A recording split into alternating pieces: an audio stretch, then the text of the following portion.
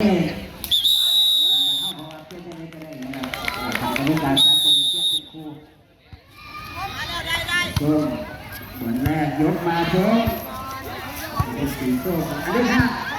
ได้พอยนะครับยกมาเยอะชม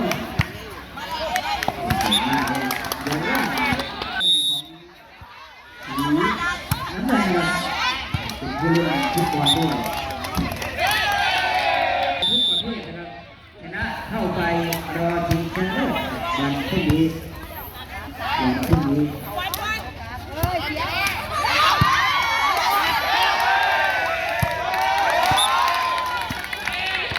25 แต้ม